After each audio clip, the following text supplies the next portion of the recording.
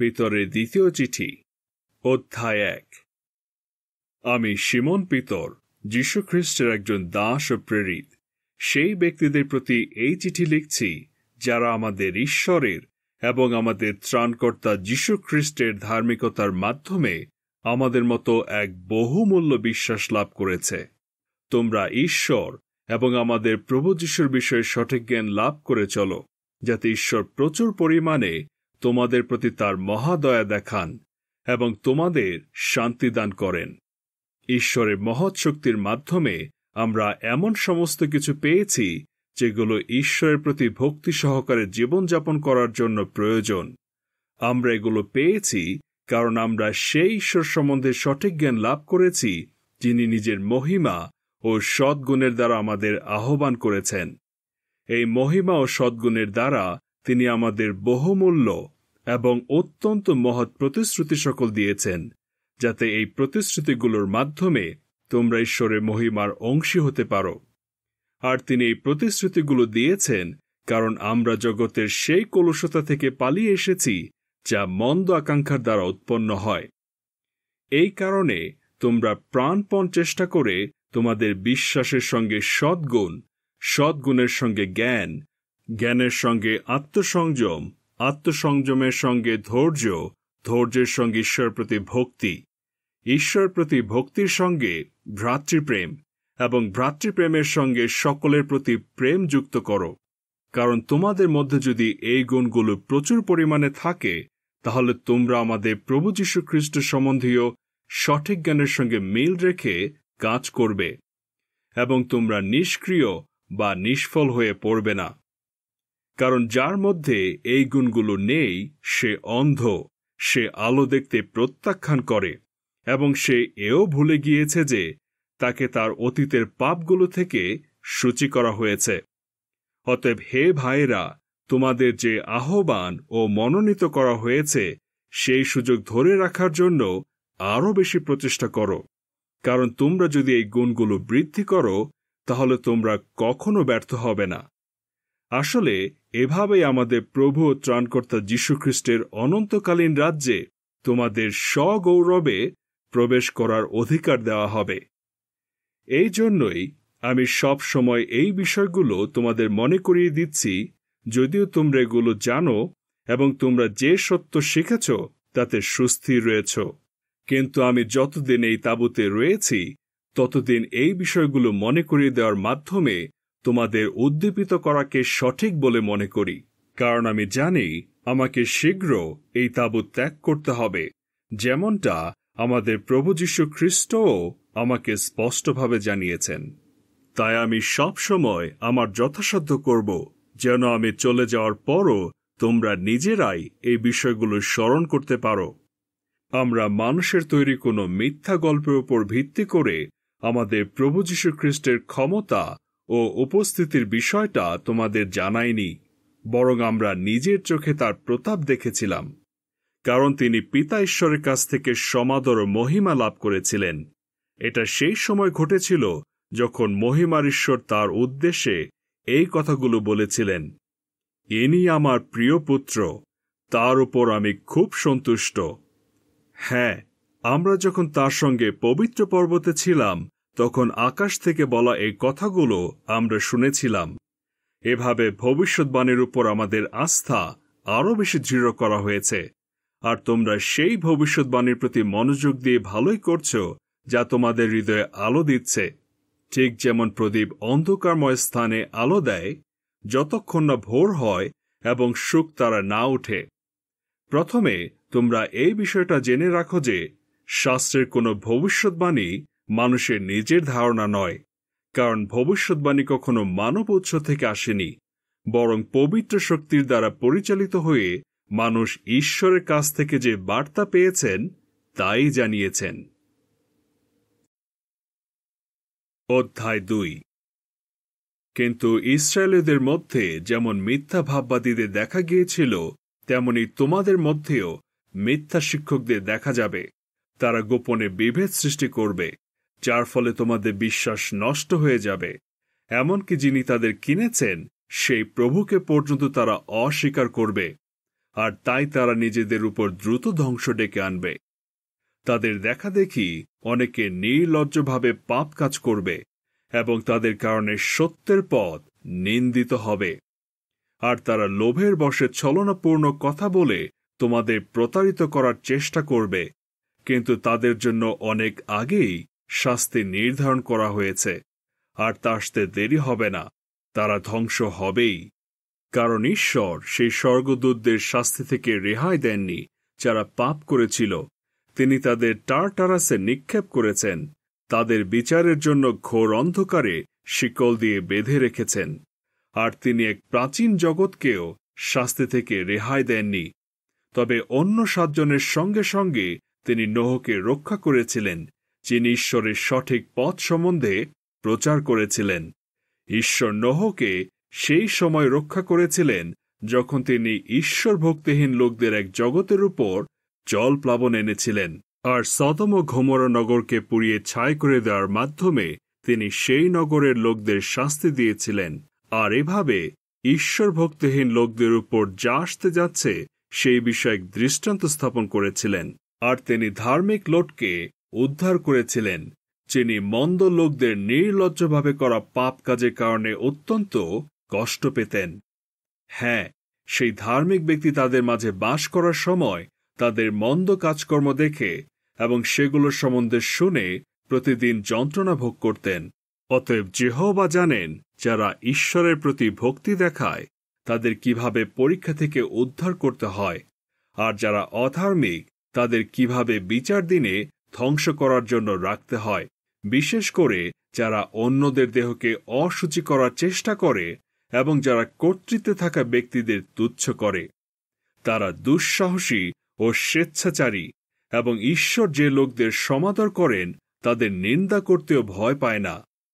অথচ স্বর্গদূতেরা মিথ্যা শিক্ষকদের চেয়ে আরও বেশি শক্তিশালী ও ক্ষমতাশালী হওয়া সত্ত্বেও যেহোবার প্রতি সম্মানের কারণে নিন্দাজনক শব্দ ব্যবহার করে সে মিথ্যা শিক্ষকদের বিরুদ্ধে অভিযোগ করেন না। কিন্তু এই ব্যক্তিরা যা জানে না সেই বিষয়ে নিন্দা করে, ঠিক সেই নির্বোধ পশুদের মতো, যে পশুরা সহজাত প্রবৃত্তির দ্বারা চলে এবং ধরা পড়ার এবং হত হওয়ার জন্যই জন্মায়। তাদের মন্দ কাজই তাদের ধ্বংসের দিকে ঠেলে দেবে, এবং তারা নিজেদের মন্দ কাজের পরিণামস্বরূপ শাস্তি ভোগ করবে। তারা মাংসিক আকাঙ্ক্ষা পরিতৃপ্ত করাকে উপভোগ্য বলে মনে করে, আর তেমনকি দিনের বেলাতেও। তারা তোমাদের মধ্যে দাগ ও কলঙ্কের মতো, যারা তোমাদের সঙ্গে ভোজে উপস্থিত থাকার সময় তাদের প্রতারণাপূর্ণ শিক্ষাগুলোর দ্বারা অন্যদের ভ্রান্ত করে আনন্দ পায়। তাদের চোখ কামনায় পূর্ণ, তারা পাপ করা থেকে বিরত হতে পারে না, আর তারা বিশ্বাসে দুর্বল এমন ব্যক্তিদের প্রলোভিত করে। তাদের হৃদয় লোভে পরিপূর্ণ, তারা অভিশপ্ত সন্তান। সরল পথ ত্যাগ করে তারা ভুল পথে পরিচালিত হয়েছে। তারা বিয়োরের পুত্র বিলিয়মের পথ অনুসরণ করেছে, যে মন্দ কাজের বেতন পেতে ভালোবাসত, কিন্তু তার নিজের অপরাধের কারণে তাকে তিরস্কার করা হয়েছিল। বাকশক্তিহীন একটা গাধা মানুষের মতো কথা বলে সেই ভাববাদীকে নির্বোধের মতো কাজ করায় বাধা দিয়েছিল। তারা শুকিয়ে যাওয়া জলের উৎসের মতো এবং ঝড়ো বাতাসে ভেসে যাওয়া মেঘের মতো, আর তাদের জন্য ঘোর অন্ধকার সংরক্ষিত আছে। তারা বড় বড় কথা বলে যেগুলো আসলে মূল্যহীন। তারা অন্যদের মানসিক আকাঙ্ক্ষা জাগিয়ে তোলার মাধ্যমে এবং নির্লজ্জভাবে করা নিজেদের পাপ কাজের দ্বারা সেই লোকেদের প্রলোভিত করে যারা অন্যায়কারীদের কাছ থেকে সবেমাত্র পালিয়ে এসেছে। তারা সেই ব্যক্তিদের কাছে স্বাধীনতার বিষয়ে প্রতিজ্ঞা করে, অথচ নিজেরাই ক্ষয়ের দাস। কারণ কেউ যদি কারো দ্বারা পরাজিত হয় তাহলে সে তার দাস হয়। আমাদের প্রভু ও ত্রাণকর্তা যীশুখ্রিস্ট সম্বন্ধে সঠিক জ্ঞান লাভ করার মাধ্যমে জগতের কলুষতা থেকে পালিয়ে আসার পর তারা যদি আবারও সেই একই বিষয়গুলোতে জড়িত হয় এবং সেগুলোর দ্বারা পরাজিত হয়, তাহলে তাদের শেষ অবস্থা প্রথম অবস্থার চেয়েও খারাপ হয়ে পড়ে। সঠিক পথ এবং পবিত্রাজ্ঞাগুলো সম্বন্ধে সঠিকভাবে জানার পর সেগুলো থেকে সরে যাওয়ার চেয়ে বরং সেগুলোর সম্বন্ধে সঠিকভাবে না জানাই তাদের জন্য আরও উত্তম হতো। তাদের ক্ষেত্রে এই প্রবাদ সত্য হয়েছে। কুকুর ফিরে যায় নিজের বমির দিকে, আর স্নান করানো শূকর ফিরে যায় কাদায় গড়াগড়ি দিতে। অধ্যায় 3। প্রিয় ভাই ও বোনেরা, তোমাদের প্রতি এটা আমার দ্বিতীয় চিঠি। আমার প্রথম চিঠির মতো এই চিঠিতেও আমি কয়েকটা বিষয় মনে করে দেওয়ার মাধ্যমে তোমাদের স্পষ্টভাবে চিন্তা করার ক্ষমতাকে জাগিয়ে তুলছি, যেন তোমরা অতীতে পবিত্র ভাববাদীদের মাধ্যমে বলা বিষয়গুলো এবং আমাদের প্রভু ও ত্রাণকর্তার সেই আজ্ঞাগুলো স্মরণ করতে পারো, যেগুলো তোমরা তোমাদের প্রেরিতদের মাধ্যমে পেয়েছিলে। প্রথমত, এটা জেনে রাখো, শেষকালে উপহাসকদের দেখা যাবে, আর তারা ভালো বিষয়গুলো নিয়ে উপহাস করবে।